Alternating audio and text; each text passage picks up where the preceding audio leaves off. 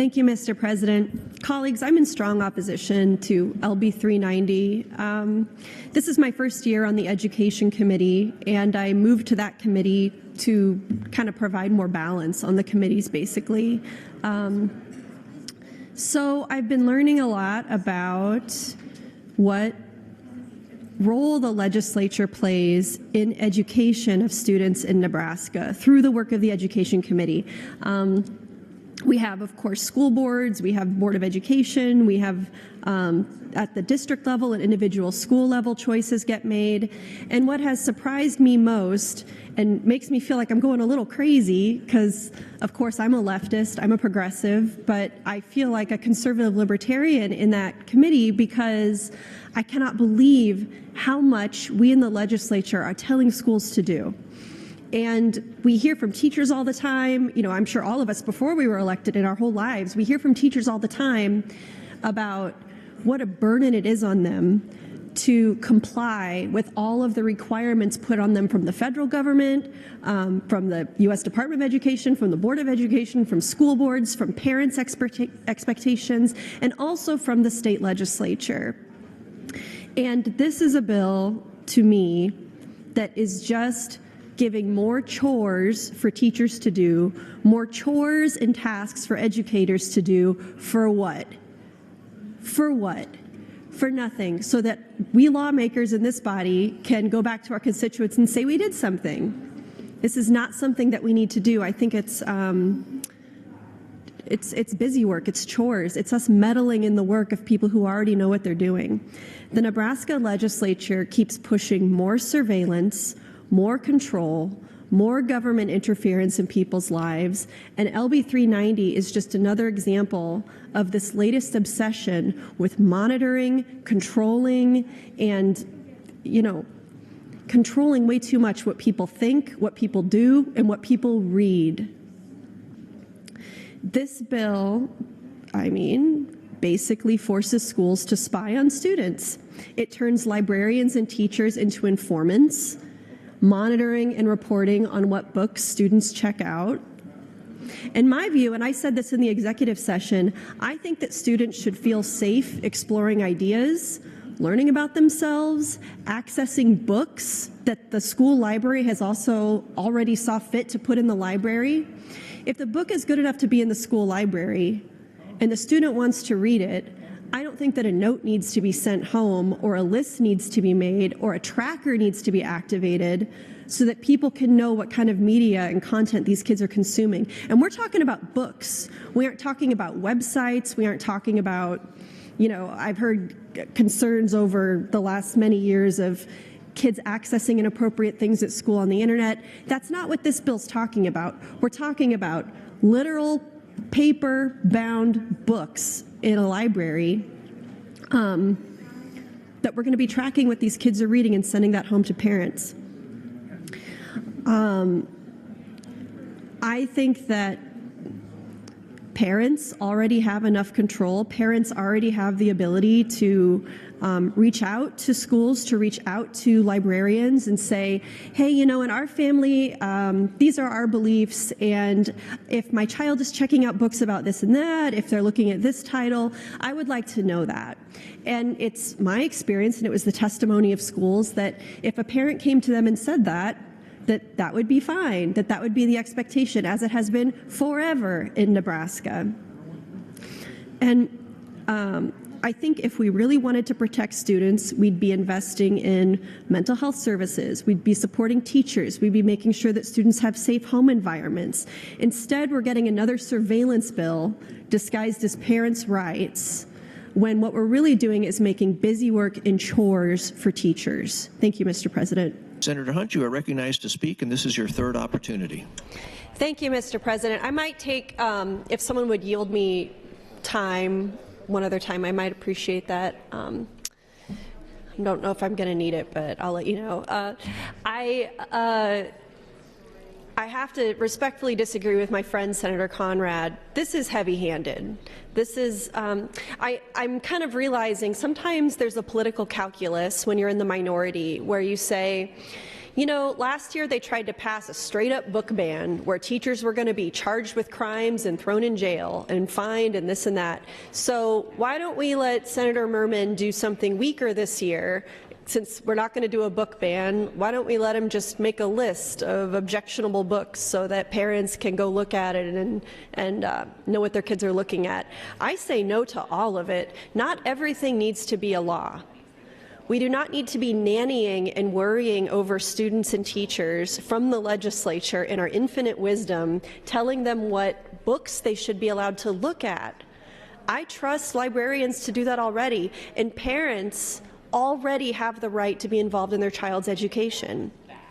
Schools don't need more government red tape, more surveillance, more politically motivated laws like LB390, and we need to be focused on real issues that would help students, not manufactured crises that are designed to divide us.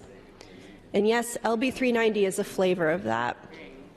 Senator John Kavanaugh's points on the mic raised some questions for me that I was hoping, I'm not going to ask you to yield for a question because I'm going to run out of time, but if Senator Merman could speak to, on his own time, and I need to look more closely at the bill, could, the way this bill is written, could somebody request the information about what my child is reading in their school?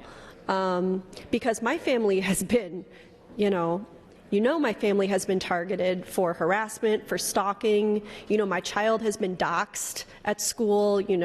My child's teachers have been doxxed, and we've been sued.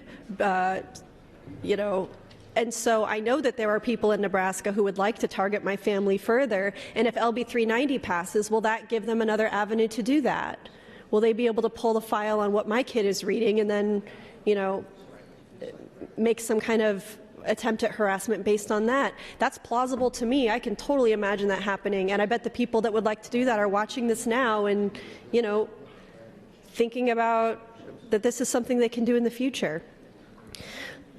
Another concern I have about this bill that I raised in committee is obviously that this bill can put LGBTQ+ students in danger. Some students who are gay, who are not straight, live in homes where being suspected of being LGBTQ+ could mean being kicked out, it could mean being disowned, abused. And if parents have automatic access to what their kids are reading and accessing at school, that could out a student, expose a student before they are ready, and put them in serious risk of harm if they are already going home to an unsafe place. We all know, and we know this in the Education Committee because we hear about it all the time, that not all students go home to a safe place. Not all students go home to a supportive place. And schools need to be places where kids feel safe to learn, explore, seek support, be curious, read about something they're interested in, not places where they fear being reported for what they read. If a student is going home to people who do not affirm who they are, that could put them in real danger under LB390. This bill assumes that all parents are responsible and supportive, but we know that that's not always true. There are parents who actively try to control what kids think, what they believe, and even who they're allowed to be. And I believe that students deserve access to resources and information and books that their schools choose to stock, even if they don't have supportive adults at home. Every single one of us has read a book that our parents wouldn't have approved of. And I think that's a normal and healthy part of growing up. And I said this in the committee exec session too. Part of healthy development is reading something you're maybe not supposed to look at or you don't think your parents would approve of and getting away with it, whether that's learning about a new perspective or exploring your identity or just reading something a little bit rebellious, colleagues. That's part of how young people figure out who they are. Thank you, Mr. President. Senator Hunt, you have 5 minutes. Thank you very much, Senator McKinney.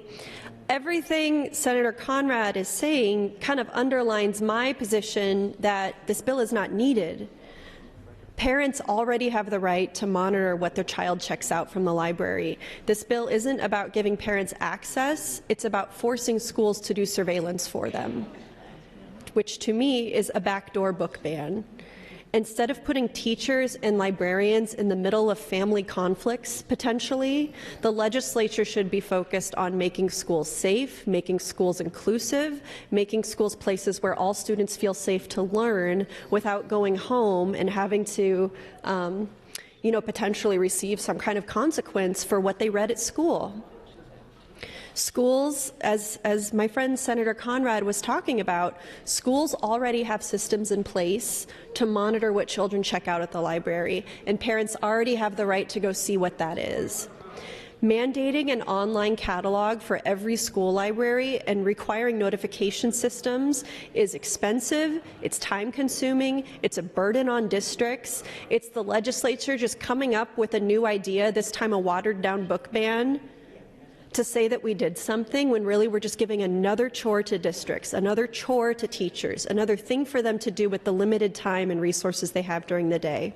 Instead of focusing on teacher shortages, on cuts to funding, on whatever nonsense is happening at the federal level that is freaking teachers out right now in Nebraska, student achievement, schools will now have to waste resources on redundant bureaucracy because the legislature thought they might need to make a new list. If we get the software and you log on and we have a new list, that'll solve a problem. There's no problem, colleagues. Parents already have the right to see what books their kids are looking at.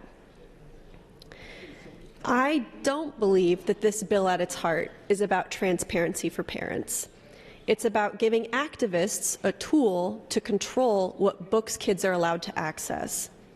We've seen around the country these types of policies that are used to push book bans, especially books on race, on LGBTQ plus issues and identities, on history, particularly Black history in America.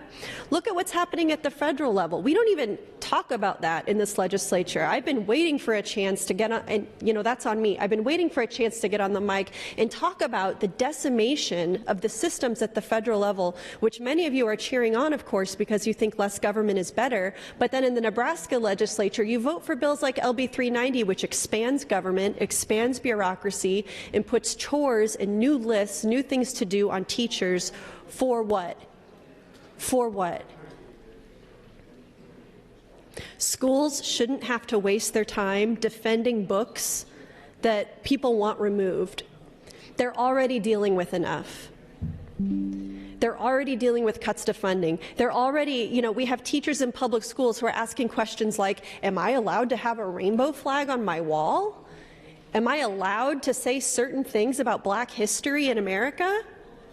Because this presidential administration, besides getting rid of the Department of Education ostensibly, is coming down on what they call DEI and what Senator Lippincott calls DEI. And by that he means, any kind of inclusion or any kind of acknowledgement of diversity. And teachers are afraid.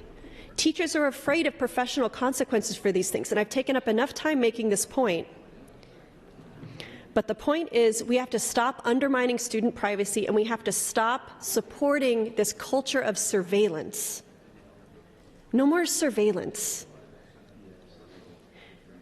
Nebraska schools need more funding, more teachers, better resources. All of you, including the governor, agree with that. Not a government-mandated book surveillance system. In a climate where teachers are already on edge, they're already underpaid, they already have enough chores to do brought down upon them by the government, and I do not think the legislature is serving teachers or serving schools by adding one more thing to that list. Thank you, Mr. President.